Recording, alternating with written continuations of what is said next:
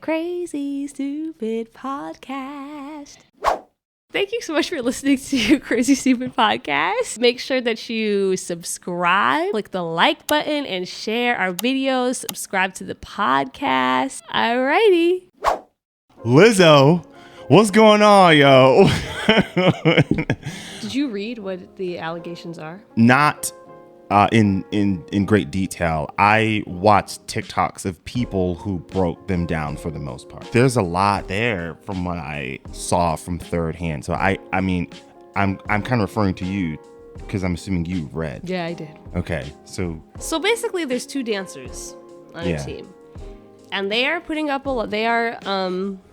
a lawsuit against Lizzo, her dance captain, and her overarching company, which I forgot what it's called, Big Girls or something. I don't know if that's right. Big Girls might be a show that she did, but it's against those three. The claims against Lizzo include instances where I guess they were pressured to attend, sounds kind of like a strip club type of situation, and then were pressured to engage with the performers in ways that were uncomfortable. Such as eating fruits that were in the vaginas of the people and like touching the bodies of them, right? Which me and Lisa were talking about this. Me and my sister were talking about this. And what it sounds like to me, I could be wrong, but it sounds like, you know how Lizzo is like as a person, just, life of the party type. It sounds like to me that she possibly maybe was like, yeah, let's go out. Yeah. And like being the hype woman, but because she is an employer to these people, it's like, there's like a power dynamic that makes them feel like they are being sort of forced to do this because that's like my boss. And also like, it's not just like a regular boss, like you're a dancer on tour with Lizzo. Like you don't want to lose that job, right? Like, so there's high stakes for them to make sure that they are not doing anything that would put that opportunity in jeopardy for them. So I'm kind of wondering if maybe that is what it was. But what I heard, there's also like some body shaming going on. So the body shaming, I think, I can't remember if they said that she said it or if the dance captain said it. I think it was Lizzo. It was like she said there was thinly veiled comments. So they didn't first of all, it's not clear what the comments were, but she said they're like thinly veiled comments that made her feel pressure to talk about her weight, is what it sounded like. And then the stuff with the dance captain is super weird because the dance captain was like proselytizing to them. Like she kept like talking about God, and then they would have like prayer circles and stuff. And the dance captain actually, like right after this court case went public, went online and made a video that was like, it came across as like, I'm, taking the high road here because God's got me. And so she was making a video. She did not mention the court case directly at all. But the video was like, God loves you. God loves everybody. God, like that type of thing. Like God doesn't judge you for the things that you've done. Like that type of energy. So it comes across as very like, I'm trying to take the high road and show that I'm unbothered because, God's in my corner.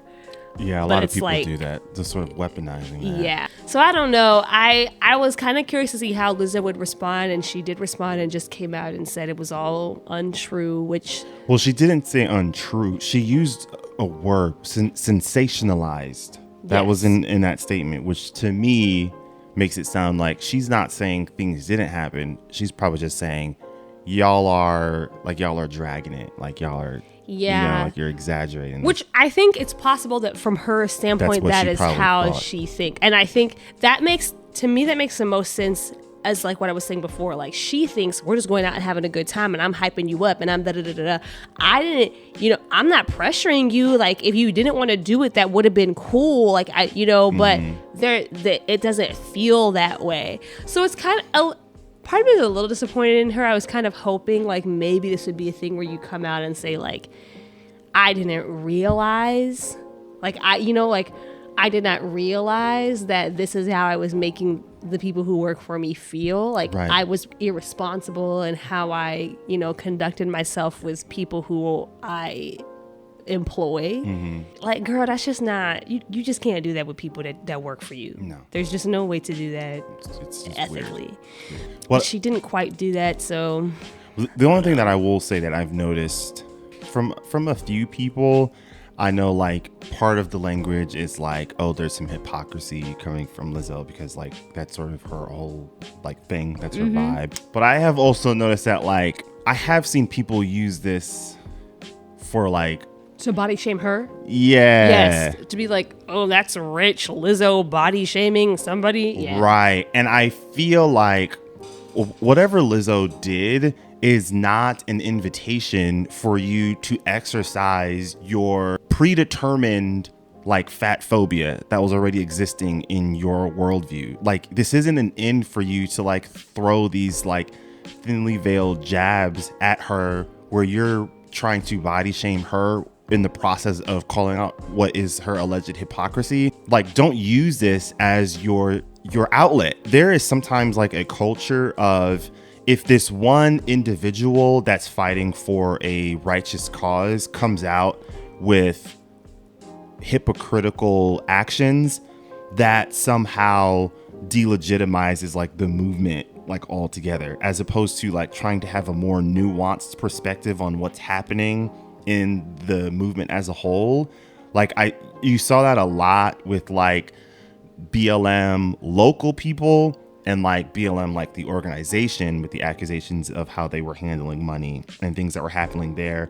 And a lot of people just kind of assumed, well, this just means the whole thing was a scam and, like, it was all done, and, like, black people aren't experiencing hardships and that X, Y, and Z, and that, you know what I mean? And I'm sensing some of that with the Lizzo situation as well. Yes, but see, I don't think that it's people suddenly thinking, oh, this is all not legitimate anymore. What I think is, it's people jumping at a chance to prove something that they already thought. Yes, like yes. Like you're just a little bit too eager to take on this chance to criticize this thing. Like the same thing that happened with Jussie Smollett. Mm-hmm.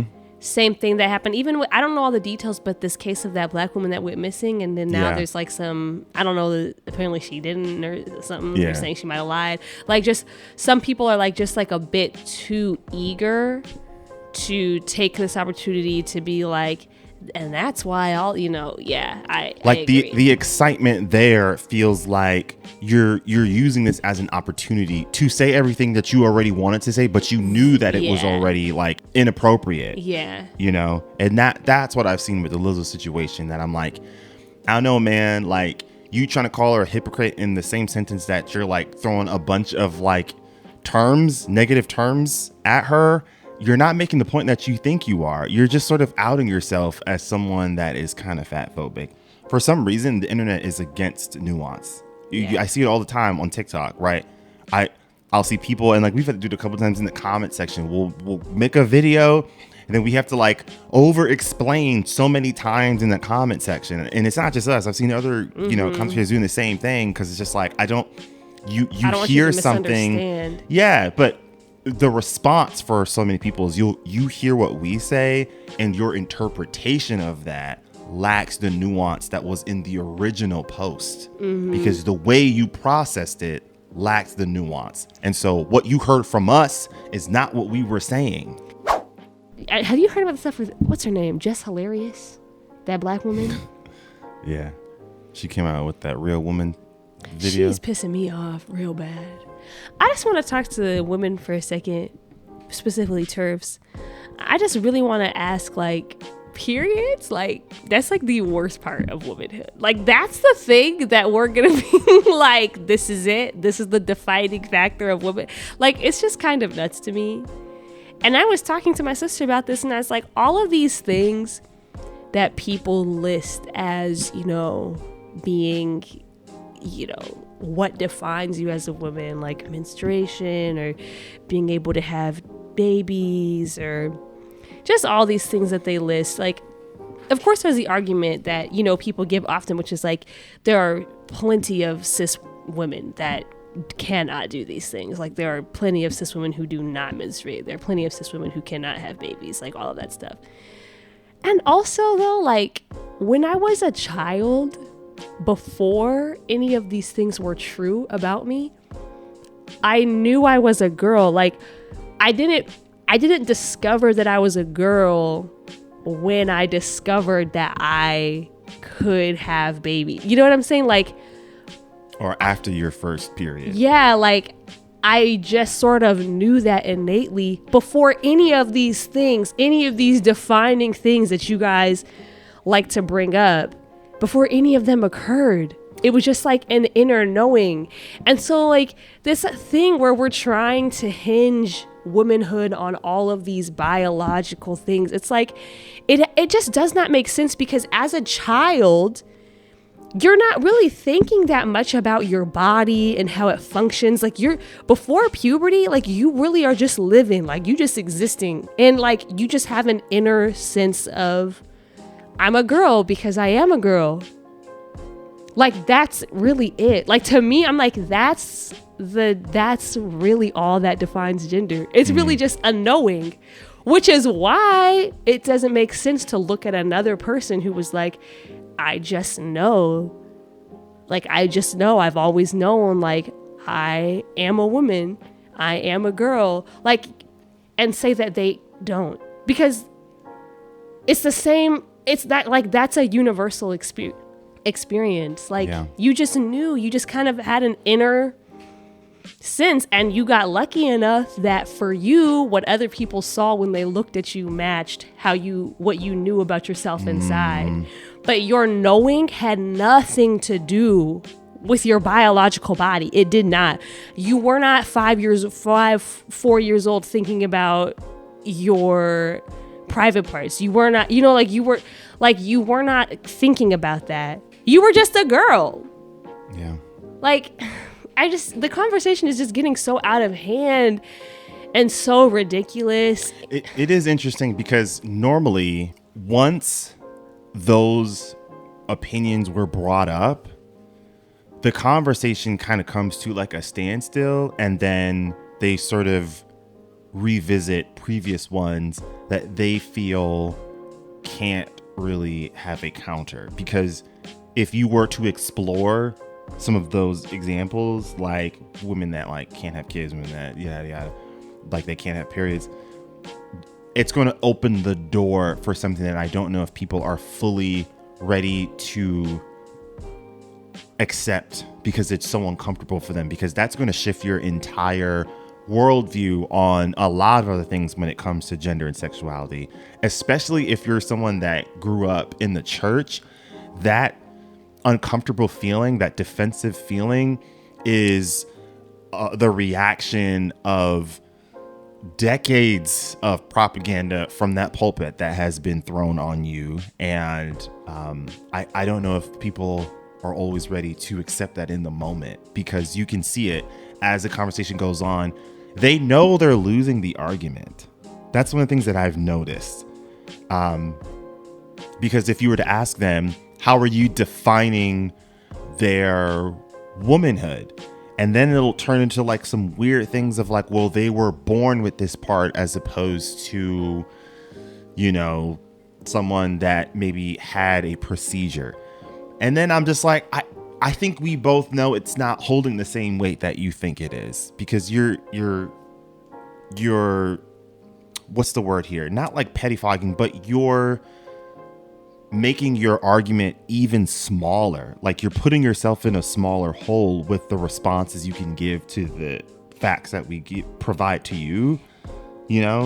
And it's also like, this is not a point that is being debated, right? Like, the trans community is aware, like, yes, not all trans people undergo the surgery, but like, it's not like there is a denial of the fact that, like, in order to have the body that I have now, that I feel like coincides with my gender, I underwent surgery versus you who were born with it. Like, yes, like that's like a factual statement and when we are all in agreement, I think the question just comes down to like, it's kind of like a so what, I guess. Like that, you know, like it's like, this is not, the conversation is not trans women and women are one and the same. Like, or trans women and cis women, I should say, are one and the same. Like, that's not the conversation. Like, trans women are aware, like, that experientially, like, that there is, like, a difference, right, between being a trans woman and a cis woman. The conversation is not to equate these things. The conversation is to say, there's this larger umbrella of womanhood. Yeah. And within that, there are varying experiences. Mm-hmm. You can talk about women who don't meet all of the quote unquote, like all of the markers for quote unquote womanhood. There is a larger umbrella of womanhood. Mm. And within that, the only women who really meet all of the stereotypical societal qualities or qualifications for womanhood are white cis straight women. Yeah. Because that is who the entire idea was based off of. Femininity was meant to exclude black women. It was not meant to include black women because femininity has been used as a means for okay, well, there's a caveat to this. What I was going to say was femininity has been used as a means for a sort of surface level, sort of shallow sense of protection, right? Of like, because we view these people as fragile, etc., like they have to be protected. At the same time, they are not, because they are brutalized in many ways behind the scenes. But there is a facade that is put out of protection, right? Yeah. That gives men a sense of purpose. And black women couldn't be included in that because we had to be openly brutalized in order for this country to exist, right? So like, I guess I'm trying to say my overall, when I was going back to my point was like, there's this overarching umbrella of womanhood, and within that there is a plethora of various experiences that do not, all of them don't meet all of these qualifications that we are now suddenly trying to set up for what defines womanhood. Yeah. Like trans woman is just one, it's just a part of that experience. It's not to say that being a trans woman is the exact same thing as being a cis woman. That's not what the nobody is saying that. And so like this fear that a lot of cis women are having right now of being, I don't know, replaced or being, like whatever it is, like nobody is trying to do that. Trans women are not trying to pretend to be cis women. That's not, all these trans women that you guys are upset about, that you are so like attacking online. You know that they're trans because they openly come out and say that about themselves. Yeah. Because they claim that because they're proud of it. It's a part of their identity that they don't feel shame around, right? Or that they are learning to like unlearn the shame that has been forced on them about it, right? Like there's not this desire to like sneak in and overtake and infiltrate and imitate, and that's not what it is. They just want to be validated in their experience, while understanding that it is unique and separate from other cis women's experiences. Like that's, and like that doesn't have to be scary. Like it's just upsetting. No, I feel you. It's upsetting and it's disappointing. And I also think a lot of feminists need to start to come to terms with the fact that your feminism was based on protecting and defending femininity, and not protecting women, or actually more accurately, defeating patriarchy. Like your feminism was about the idea of womanhood, femininity, and how to protect that and keep it sacred.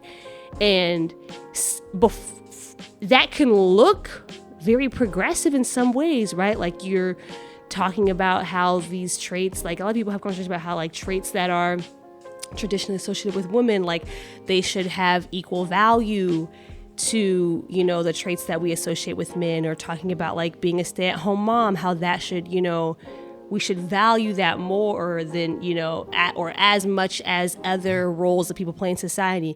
And all of that is true.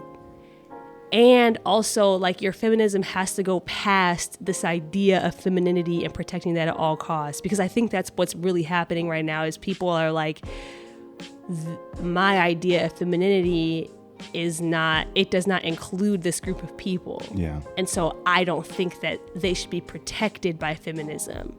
When it's like, that's not what feminism was. That's never what it was. It's not about protecting the societal creation of femininity. That's not, the idea is to get rid of it. I don't think I really want to talk about Ron DeSantis. He gets enough shine, but I do kind of want to talk about the Trump's indictment. You've heard a lot of Congress people that are on the conservative side say, if you guys indict Trump, then that means it's going to give him more ammunition. And so we should refrain from doing that. I think the problem that I have with that perspective is that it puts all of the responsibility on non-Trumpers to sort of bend to his will. Like, the agency is still on him. The only reason why it's a problem for Republicans in that they don't want to see Democrats indict Trump. And I'm specifically referring to the ones that do not like Donald Trump, because their fear is you're going to give him ammunition. That problem isn't on Democrats and liberals and progressives. The problem is on how the media has portrayed Trump's actions. The main culprit in this entire situation is how our country has an incapability of consuming accurate information. Because we've said this before, I don't think our country has fully reconciled with what happened on January 6th. Because there's so many different pundits and opinions and perspectives that have tried to come out. And within those different pundits, you have a plethora of misinformation that gets thrown out there about what's happening on that day.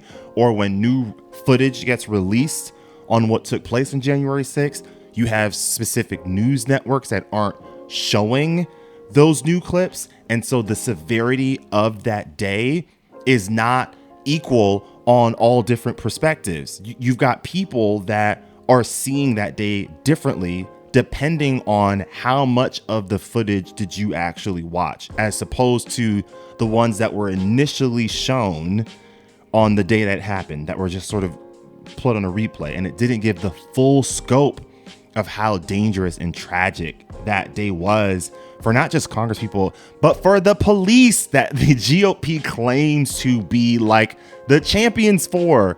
Like, a couple of them lost their lives. This was not this thing of like, you got to just a couple of crazy white people that like, you just don't have to take that seriously. No, that was a very dangerous moment. And the other thing that I don't think people recognize, or it kind of goes over their head, that election came down to just a few states, right? You had Michigan, Pennsylvania, Arizona, Georgia, for the most part, right? There were a couple of other ones that were close, but the biggest ones that were on the GOP's radar were those 4 states. And a lot of those were flipped blue, right? And so that means prior to, the people in office in a number of those states were Republicans. I need people to understand how easy it would have been if you just had 1 or 2 of those people that were certifying the election said, yeah, we're going to go in Trump's direction. The state of our country's democracy was contingent on the good faith practice of conservatives making the decision that this was going to not serve in our interests, but it was morally wrong. That decision is getting less common in our country's political landscape. And what I don't know. I feel like the paranoia is not existing for people when they think about why Trump has to be indicted, because we came very close to this thing we call democracy falling apart very easily. We're barely holding on by a thread.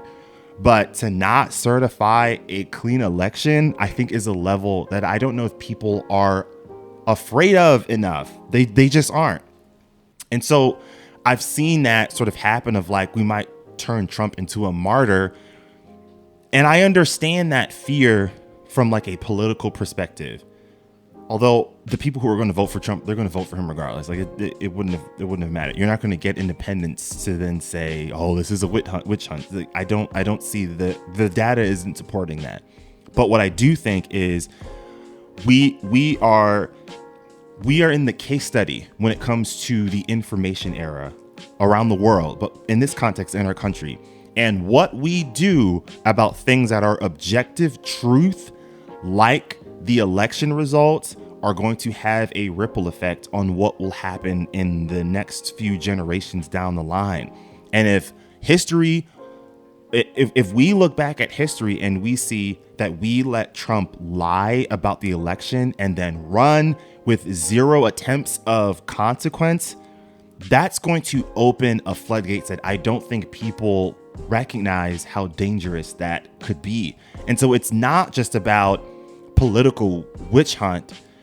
Is there some advantage for this to work for Democrats? Yes, but there are multiple things that can be true at the same time, because a part of that is we need to know what is fact and what is false. And I don't know if people see how important that is.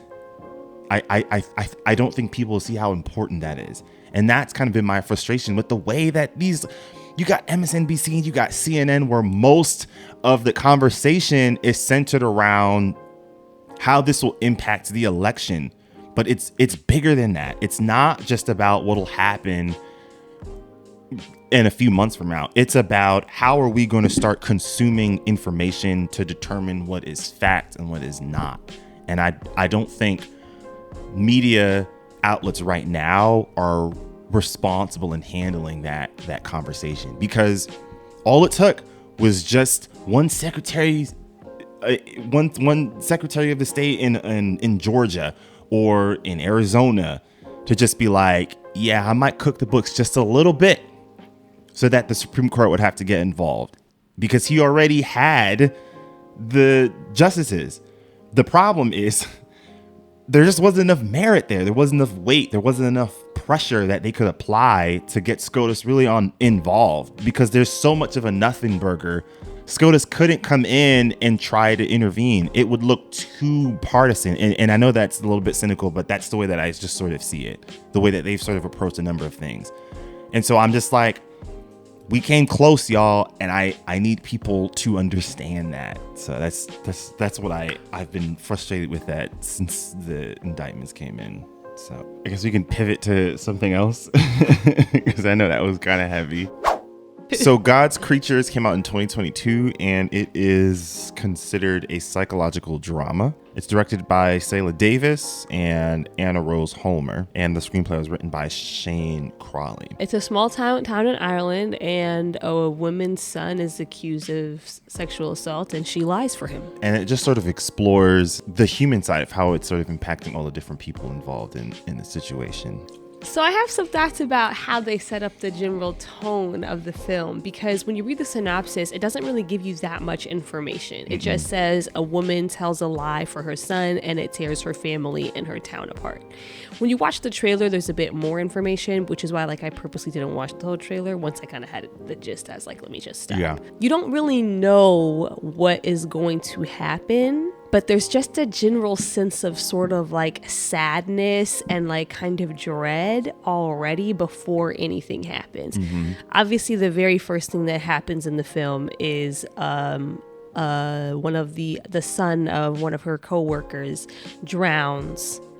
And that's kind of sets off the entire film. It starts with a death. And at first, I even wrote in my notes, I was going to ask you, why did they start with that death and a funeral? Because it doesn't really play directly into the rest of the plot. It's just a thing that happens, but it doesn't set off any other chain of events, really. I realized later on it was sort of a foreshadowing. Yes. Yeah. That's and there was a lot of foreshadowing in the film to just sort of to just get you in this mindset of things are just not quite okay here. Mm-hmm.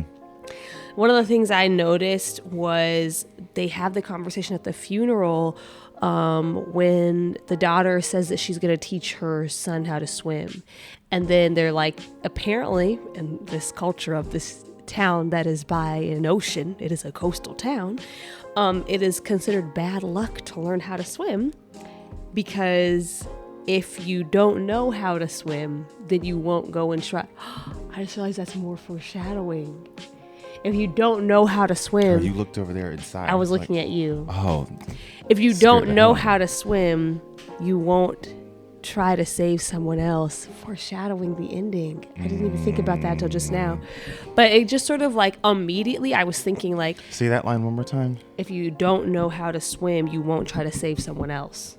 That's the idea. So this whole town lives by the water, but none of them know how to swim because it's considered bad luck. Because if you know how to swim, then you might put yourself at risk to try to save somebody else in the water. So they don't learn. So it just sort of automatically, the first thing that popped into my head is like, okay, so that's definitely like a culture of sort of like avoidance. Yeah. Like you literally live by this big, deep, dark, dangerous thing, and you're not learning how to confront it. How to, like you don't learn how to do it. And then that's essentially the theme of the entire film. Yes. Is this big, horrible thing happens. And the protagonist of the movie, played by Emily Watson, she did a phenomenal job. But that's literally like the through line of the entire film is like people trying to avoid this big, horrible thing. And then there was a couple other things that I noticed just sort of like foreshadowing, like the morning when everything happens, when sort of like shit hits the fan, she wakes up late. There's the crow at her window. There's the fungus on the oysters. It just sort of like, it just starts to build up this tension of like this ripple effect. Like surrounding all of this, like just the general tone feels wrong. Mm-hmm. And then, the plot, like the sort of the crux of the film sort of comes to fruition there. Yeah, that's a great sentence. Oh. I mean, us English majors, it kind of comes natural to us. Just for that, I'm going to eat a Mento. I was still tempted to eat them both, but I was like... That would have been really cruel. WWJD, what would Joe Biden do? I don't know why I said that. It's when throw you a curveball. The film does a phenomenal job at showing you that abuse or misconduct against women like never really happens in a vacuum, because the film shows you a number of instances that I tried to write down, like when the father is banging on the table, when the wife tries to interject and mediate when he's trying to discipline his son, when the mom's trying to get the grandfather ready, she says something that clearly ticks him off, then he hits her. There's what happens obviously when the victim goes into the pub and they're making all those jokes about her.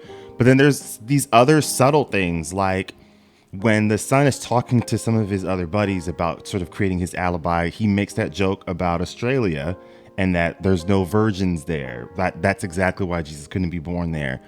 Or there was another one. Oh, while she's walking into the pub, they're clearly telling another story about a woman, and the punchline was that she was like an annoying B word right when the victim walks in. And it Sarah, and it just sort of reminded me of like none of that stuff happens in a vacuum, and you can sort of apply that to like a lot of different instances, like violence or misconduct for people based on their gender, whether it's for something related to race, whether it's for queer people. Like all of this stuff is just sort of within the culture, and it's like sort of being reinforced like all the time in a lot of subtle ways, that so many things just sort of get normalized, right? Like Sarah was already, it's implied she was already in somewhat of an abusive relationship. And I do think there is a point of like avoidance sort of happening there, but I do think there's also culture that was making it kind of normalized in their setting. And I think all of those moments were intentional to really show you that like, yeah, that thing is horrific, but you're kind of setting that stage where it's easy for a man to feel comfortable in going to that dangerous place when it comes to doing that with a woman, because like you sort of normalize all those other things. And I feel like a lot of times when we have that conversation, you can kind of like be seen as like, oh, you're overreacting, like it's just a joke, it's not that serious. And I don't know if people always make the connection of like those elements, like the jokes, the name calling, they do, in the long run, play a role in leading up to the more horrific and violent incidents that happen to marginalized communities, and in this instance, women. Yeah, that's very true. And I noticed I like that list that you just listed off of those examples. I took note of those things too, and I think I was looking at it from the standpoint of, it seemed like in the film they were making a point to sort of show all of the men in the film. There was kind of like this undercurrent of aggression. Mm-hmm. Like there was Francie, which is Sarah's ex-boyfriend, the boss at the fish factory, the father, the Patty, the family member that they're taking care of, the bartender, like all of the men that were on screen. There was just sort of like this undertone of like aggression, or just like something that you felt that you just couldn't really trust as a woman. Right. The only exception to that really was her son, honestly, until the accusation comes. And I think that was intentional too, and I'll come back to it. And then with the women, there was like a community, like they were taking care of each other. When the woman's son dies at the beginning, it's other women who go to her house and comfort her, who go help her clear out his closet. When Sarah comes out about what happened to her and the allegations, it's the daughter, I can't remember her name, but the daughter who goes in and checks on her, and the other women at the factory who kind of seem to like be in solidarity with her. And so literally as I'm watching the film, like the first thing that I thought of was like, this must have been directed by a woman, two women. Yep. Love that. Because it's sort of accurate to kind of how it is to navigate the world as a woman, because it is kind of true that you kind of just have to have a general suspicion of all men. Like in any situation, it's not that all men are, violent or anything like that, but like the way that the film portrays like this sort of undercurrent of just like, sometimes the men weren't doing anything horrible. It was just sort of there. Sometimes it can feel like that as a woman, even in situations where like a man's not necessarily doing anything, but like if you're in isolation with him, there's just like an undercurrent of like intimidation there without there being any intentionality. Like I think about this all the time on elevators. Like I don't know if it's just me, I don't think it is, but like being a woman on an elevator alone with a man is like extremely scary. And like, it doesn't matter who the man is. Like there is just something about like the thought will always cross my mind of like, there is literally, I am defenseless here. Like there's nobody I can call. There's nowhere I can go. I'm literally in a metal box with this person that I don't know. And like that sort of just like mindset, I feel like they did a good job of showing that in the film.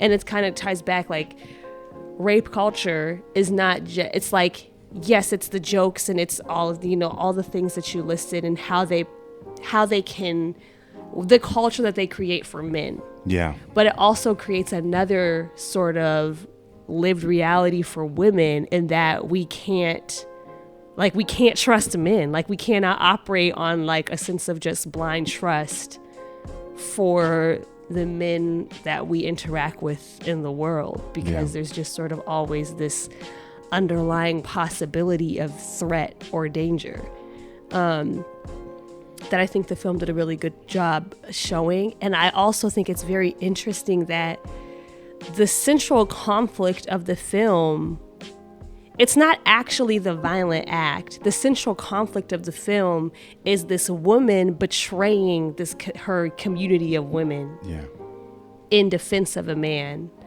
Because that is, in a sense, it's like almost, it's not worse by any means.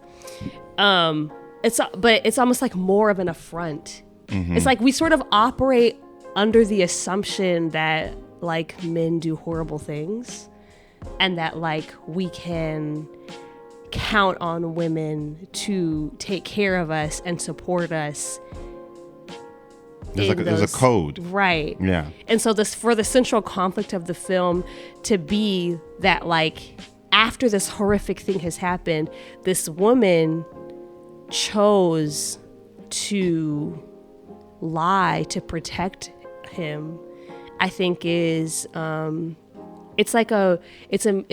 think it's a more interesting way to explore rape culture and to explore just this discussion in general, because there's more than just like the violence of the act itself. Like that's obviously horrific. Mm-hmm. And also there's all these other things that happen around it that can make it even more traumatic. Yeah. It's even something as simple as the case is dismissed because of that. Right. You know what I mean? And like the weight that could even have on the legal system, which I do think you've sort of seen that happen a little bit with like Deshaun Watson, or more recently with, I know it's gotten a little bit more blurry with like Johnny Depp or Jonathan Majors. And this is not like, obviously there are issues with the legal system, the court systems and how that's done. That isn't the point that I'm trying to make. What I'm specifically referring to is when the results come in for that case and let's say it's dismissed, that automatically means for a lot of people that the woman was lying. And then in response to that, she's kind of like labeled, like all the, adjectives that you can throw out there. But I feel like when it comes to abuse and assault specifically, I think there needs to be more conversation on what do we do once a verdict comes in? Like as a society, how are we processing the fact that the likelihood that she's telling the truth is greater than how often they receive justice in like the court?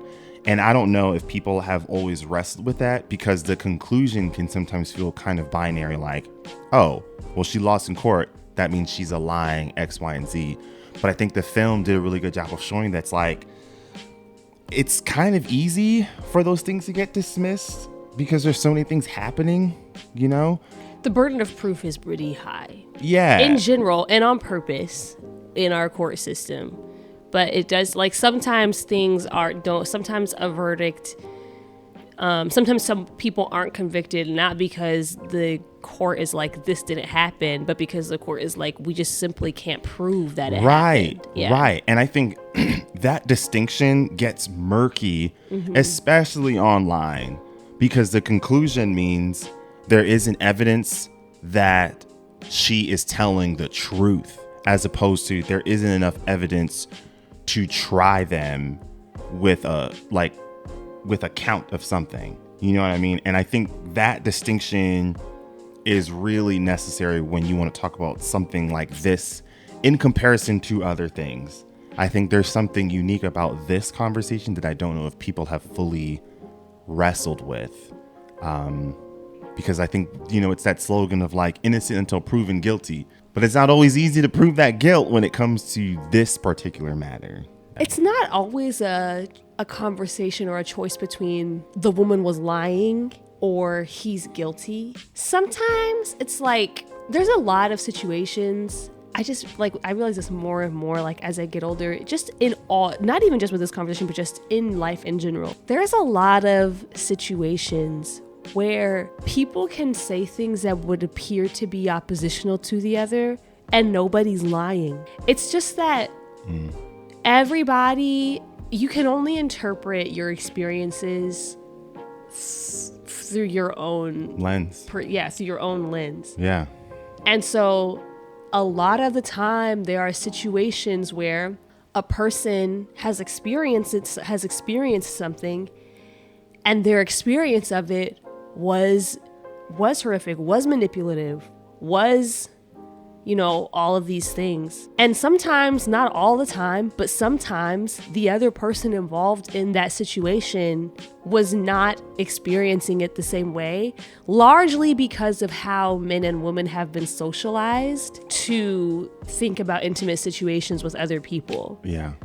and how to operate within those scenarios. Especially with the culture of men being the pursuer, being the initiator, almost in some ways like being like the facilitator in sexual experiences. And so if you are socialized to think that you need to consistently do all of those things, you do potentially open the door for you to place yourself in a situation where you're not aware of the non-consensual dynamics that are happening in that moment. Mm-hmm. I think that's also part of the conversation that I don't know if a lot of men have really wrestled with. And this is not an excuse. No. This is not like oh, you didn't mean to, so it's okay. That's not what it is.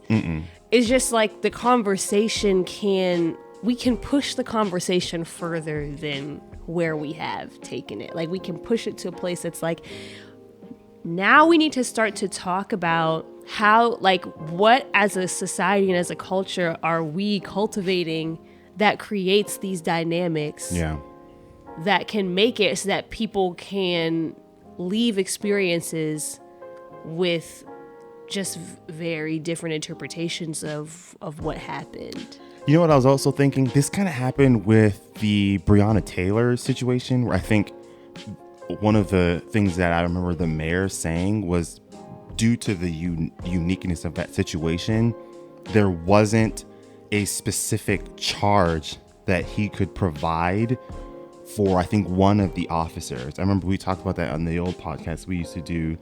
And, you know, Simone, who's one of our lawyer friends, tried to break that down and what that meant. I also think you could apply that for like sexual assault instances. There just isn't right now a wide range of legal approach that victims can pursue. It almost is like an all or nothing. Mm-hmm. And I don't know if people have also recognized with that, you know, because it's hard for a jury who was not present to make that almost like binary decision. That is also not an indication of the validity in her claim. Yeah. It says more about the legal system and how there isn't a wide range for her to pursue to give her the freedom that her legitimate claim probably needs. That's a very good point. You know? Thought about how, because I know I was saying earlier how he was the only man in the film that was not presented in that way, that like for the first, 30, 40 minutes of the film, he was the one man that didn't have any uncomfortable interactions with women. He just, you know, like honestly, like you saw him being very caring with his mom. They were obviously very close. Yeah. And he was very gentle with her. I mean, you could argue their relationship too close. Yeah. Cersei Joffrey vibes. She was definitely coddling him. Yeah. That was apparent, and that's a whole other conversation about moms who coddle their sons. Yeah. But he didn't come across the way that some of the other men in the film did. But in the end, he is the one who assaulted this woman. And I think, and even after that happens, you know, it's not like the way that they portray him changes. You see him back at the house with their relative Patty, who is like, doesn't speak. He's like, you know, and he's being very gentle with him. He gets him to sing, right? He starts singing a song with him, and Patty starts singing it back. Like, they still go out of their way to show you these moments where he seems like a very good person. And you watch the mom, Emily Watson, observing these things too. Right. And I think it just kind of goes to show, like, I think people have a very difficult time holding two truths about a person at the same time. That, like, a person can do something really horrific and a person can cause extreme harm to somebody else and also still be capable of kindness at other times. And I think it's like, it's just that conversation of, we kind of have to complicate the way that we understand humans, violence. Like, people are not all one or the other. And I think that sometimes our idea that everything is black and white it sort of blurs our judgment, because when we see somebody that's like, no, they couldn't have done that. Like, they're such a good person. Like, they're so kind. They're so caring. I've seen them do this, this, and this. I can't imagine them doing this other thing. And it's like, people just are not that one-dimensional.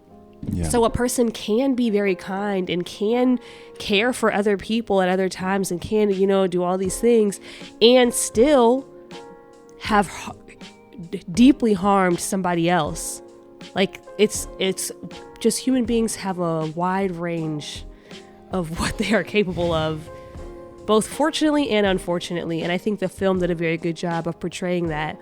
Yeah. And I think it was kind of tragic the way that the film sort of showed that the mom, she never could accept that about her son. She went from thinking he's just this angelic, holy good person who couldn't have done anything. Monster. Yeah, and in that last scene when she goes to the, what he says to her. Yeah. They go to the what are those fish called? Oysters. They're not fish, whatever. They're the thing with the oysters. And he's like, you have this impossible image of me, because she's trying to question him, be like, don't you feel any remorse? Like, she's gotten to this point where she's like, she's watching him and she knows in her mind he did it. But she also knows, like, I've done something that I can't take back, right? Yeah. Like, I made the statement. And so now, instead of seeing him as like this holy angelic person, now she's like, he's not a good person at all. And I think it's partly because she needs to blame him for what she did. It's like she lied because she didn't want to lose him again, because he had just come back from Australia and there was weird, they didn't fully explain that, but it's clear like he's kind of estranged. Like, he went off, didn't keep in touch, didn't tell them exactly where he was. They couldn't visit him, and then he just randomly shows back up again. So she lies because, like, as soon as he comes back, she's like, I don't want to lose him again. But because she lies to him, she ends up losing him anyway, because she builds up this resentment towards him that she can't reconcile with who she thought he was.